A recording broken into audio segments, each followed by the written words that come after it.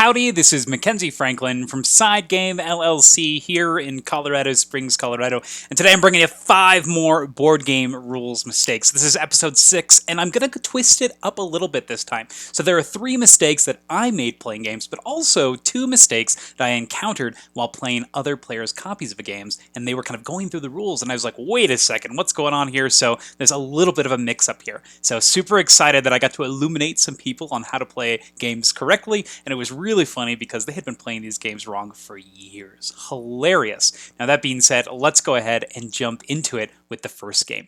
Now the first game is the new expansion for Paladins of the West Kingdom. This is the City of Crowns expansion. Now this introduces some really new mechanisms into the game where you're going to be doing this muster action. And when you do a muster action, you put the amount of workers on the board and you're going to move this orange piece to a card that it's not on yet. When you do move it there, you're going to get some sort of bonus, whatever the card is, get some extra points at the end, as well as bump up this new track, your gray track. Now, when we played the game initially, you actually are going to stack these cards onto the spaces and they make these big piles of randomized action spaces. Now, that being said, because of these stacks of cards, they actually got a little too close together and we missed one very important thing, and that is when you actually move this character, you need to pay provisions equal to the number of spaces you move. Because the stacks had actually covered the cards, you couldn't see the provisions on the bottom, and so we just thought the action didn't cost any provisions, which was really funny because, you know, several rounds into the game, we're like, oh man, this action's so good.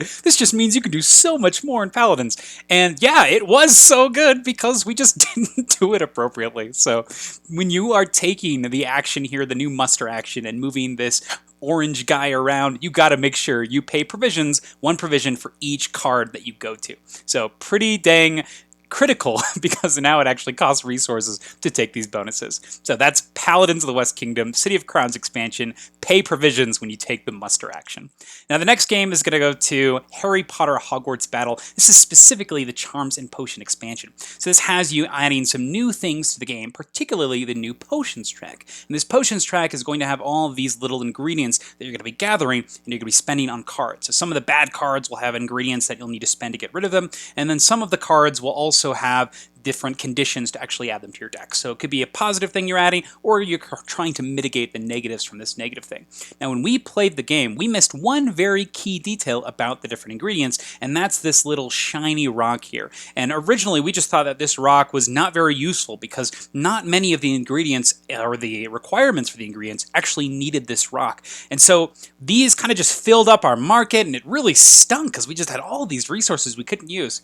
You want to know why that's the case? It's because these are wilds. When you are building ingredients, you can use these rocks and they take the place of any symbol of your choice. So we were increasing the difficulty of each scenario for us dramatically and really clogging up our market, which was already an issue with the game in general, is the fact that the market was clogged in the base game. So really funny. One thing that a simple line of text you can overlook, but this is huge when you're playing Harry Potter Hogwarts Battle, the new Charms and Potions expansion.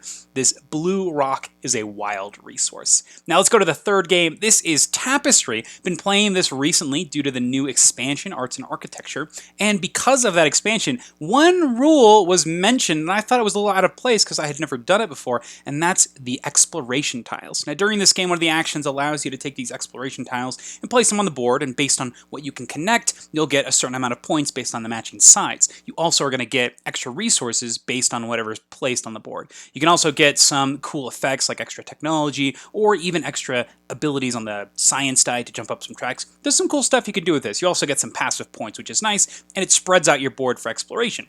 Now the thing that we were doing wrong is a little minor and honestly not a huge deal, but it is something that is, it's slightly a big deal, and that's when you get a new exploration tile, it goes face up in front of you. And that means that other players can see the potential bonuses that you can take, as well as the potential land types that you might be chasing for, which means that they can plan to go into specific areas to block you for points. So it's a very minor thing, but it's a thing. You got to make sure when you get these tiles, you'll leave them face up. It's public information, and honestly, it does really help with the flow of the game, because you're never like flipping tiles and trying to reference back and forth, like, okay, this goes here, here and trying to keep it secret, it does actually help out with the speed of the game. And that is nice for a game with supposedly quick turns like Tapestry. So those are the 3 games that I personally made rules mistakes on, but let's go ahead and jump into 2 games that I was either taught or played with people who had played these for years incorrectly, and who I had to step in and say, hey, I think you got something wrong. Now the first game is going to be Incan Gold, also known as Diamant. This is a game of exploration in tunnels, and the big thing is, whenever you reveal a card, that treasure that's revealed is going to be distributed to all of the players that are currently in the temple at that time. All the leftovers will go on the card. If you escape, in addition to the treasure that you've personally collected, you're also going to take all the leftovers that are in the middle. Now that's kind of a cool concept, and that's really the driving force, because when you stay in, you are getting treasure. Now the rule that I was taught wrong was when the treasure cards are revealed, instead of divvying out the treasure to everybody and the rest go on the card, you actually just put all the treasure on the card. That is not correct, because that means that if you stay in the temple, you're just not getting any treasure. You only get stuff when you leave, which I guess could make thematic sense, but it made for a very, very different game, and it really became a test of who can leave at the correct time instead of who can push their luck and go further into the temple. So I thought that was a very interesting twist on the game, and a potential variant, which I think is really funny.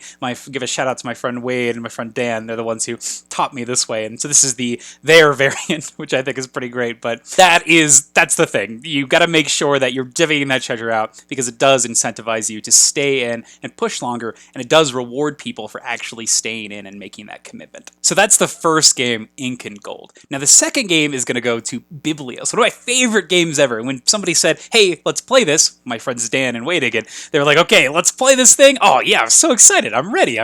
We shuffled it up, set it all up, ready to go, and then they take the first turn. Now Biblios has a very great system of turns at the start of the game. It's divided into 2 halves. In the first half, you are going to be drawing cards from the top of the deck, and you look at it and you have to decide immediately, do I put it face up for the rest of the players at the table? Do I keep it for myself? Or do I put it in an auction pile? And you do that equal to the number of players plus 1, because everybody is going to get a card and one's going to go in that bid pile.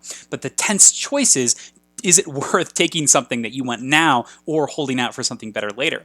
Now the way that you play normally is you reveal these cards face up, and then all the other players clockwise will take cards. And this is kind of awesome because you can anticipate what different strategies they're going to take. Not only does it give you information of what's in people's hands, but it also allows you to strategically put cards into the bid pile for later. I really like this system. However, when they took their first turn, and once against my friend Wade and Dan again, this is their variant, when they took their first turn, they just gave the cards face down to the other players, and I was really like, what the heck is happening here? And it's another one of those moments where you're like, oh, I gotta say something because this is not right. And they had been playing this game wrong for years. So the way they played was they would put cards face down to each player, which is in itself a very interesting dynamic, because instead of that information being shared, it's only shared between those 2 players, which I think is a very interesting, cool variant.